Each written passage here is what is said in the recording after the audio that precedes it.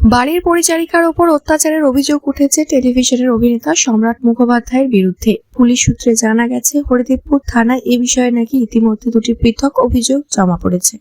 সম্রাটের বিরুদ্ধে অভিযোগ, বাড়ি থেকে একটি আংটি নিখোঁজ হওয়ার পর পরিচারিকাকে একটি ঘরে রেখে শারীরিকভাবে অত্যাচার করা হয়। এরপর অভিনেতা সেই মহিলাকে অন্যায়ভাবে আটকে রেখে মারধর করেন। এমনকি সম্রাটের বিরুদ্ধে শ্লীলতাহানিরও অভিযোগ দায়ের করা হয়েছে।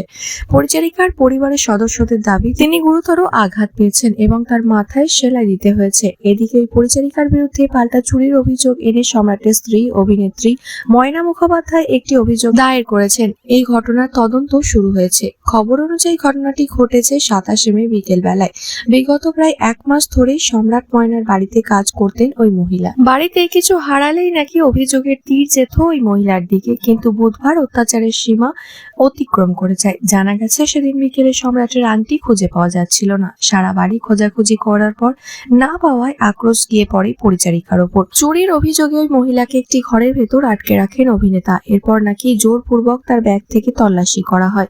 তল্লাশিতে কোনো কিছু উদ্ধার না হয় অত্যাচারের মাত্রা আরো বাড়িয়ে দেওয়া হয়।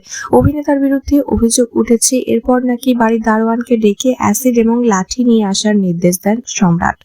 লাঠি নিয়ে ওই পরিচারিকার ওপর নির্মমভাবে ঝাঁপিয়ে পড়েন অভিযুক্ত অভিনেতা এবং আঘাতে মহিলার মাথা ফেটে যায়। পরবর্তীতে তাকে হাসপাতালে নিয়ে যাওয়া হলে মাথায় 4টি সেলাই দিতে হয়। রক্তাক্ত অবস্থায় তাকে মেঝেতে ফেলে দিয়ে কানে এবং মাথায় বুট দিয়ে মারিয়ে যাওয়া হয় এবং বুকে, পিঠে, পেটে অনবরত লাথি মারা হয় বলে অভিযোগ।